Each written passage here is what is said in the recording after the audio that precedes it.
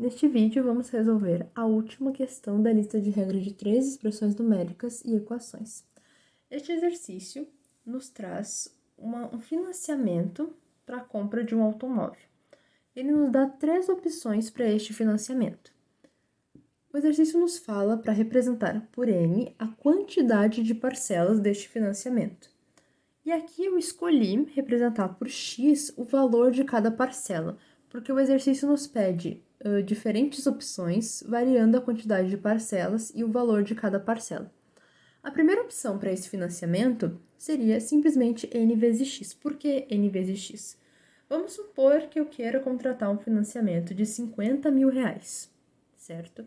Aqui, de acordo com o exemplo, a gente vai representar por N a quantidade de parcelas. Então, por exemplo, se fosse 50 mil o financiamento e N, a princípio, fosse 10, por exemplo, o valor de cada parcela seria 5 mil, certo? Porque 5 mil vezes 10 vai ser 50 mil, tá? Mas aqui é só um exemplo para a gente entender a primeira opção de contrato deste financiamento, certo? Então, isso aqui é só um exemplinho numérico. Então, o que o texto vai nos dizer?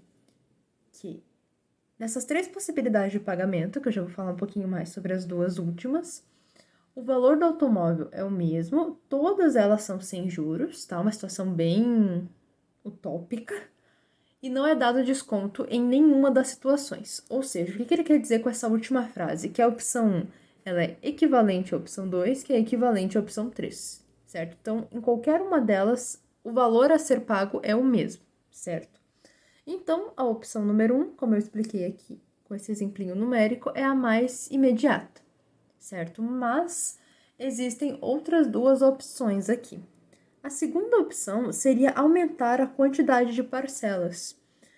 E o texto nos fala que, se aumentar em 5 o número de parcelas, o valor de cada parcela cai R$200, certo? Então, a gente vai expressar desta maneira aqui, essa segunda opção.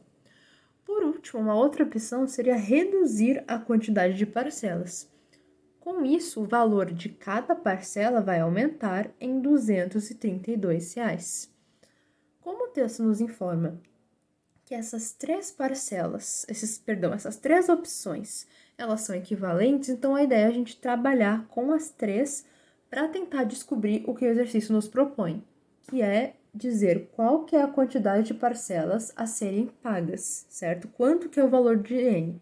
Então, é isso que nós temos que descobrir no final, quanto que vale N. Bom, se nós temos somente essas 3 opções, nós vamos trabalhar com elas e observem que a opção número 1 é claramente a mais simples. Então, vamos trabalhar o máximo que a gente puder com a opção 1. Primeiro, o que nós vamos fazer? Como o texto nos informa que as 3 possibilidades o valor é o mesmo, é tudo sem juros, não tem desconto, então a relação entre elas é de igualdade.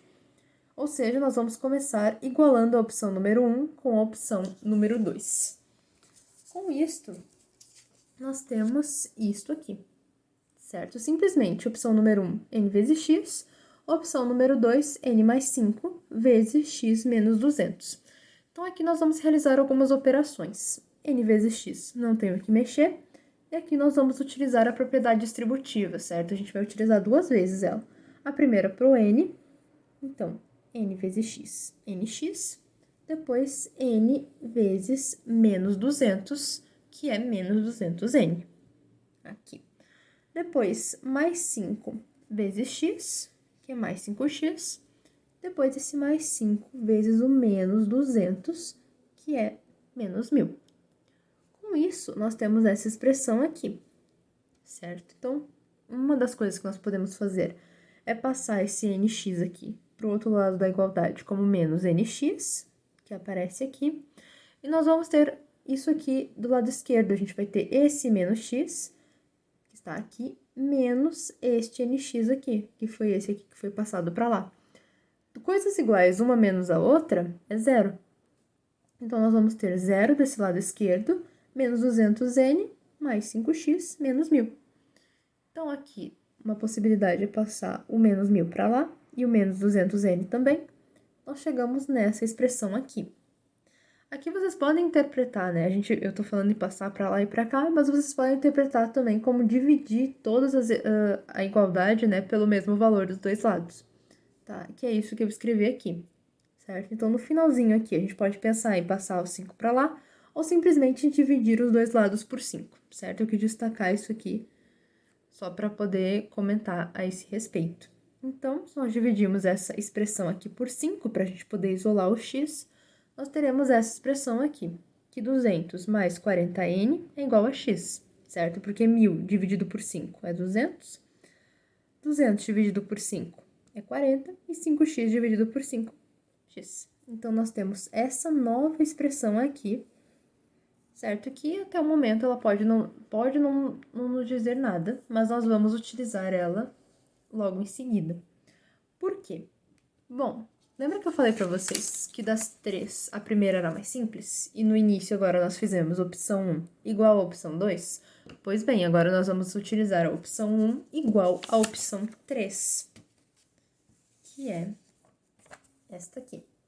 Certo? Então, nós temos n vezes x igual a n menos 4 vezes x mais 232. E a gente vai repetir o mesmo processo de realizar a distributiva aqui. Então, n vezes x, n vezes 232, menos 4 vezes x, menos 4x, e depois menos 4 vezes mais 232, que é menos 928, certo? Realizando a mesma sequência, nós chegamos nisso aqui, dividimos os dois lados por 4, e chegamos nessa segunda nova expressãozinha aqui, que x é igual a 58n menos 232.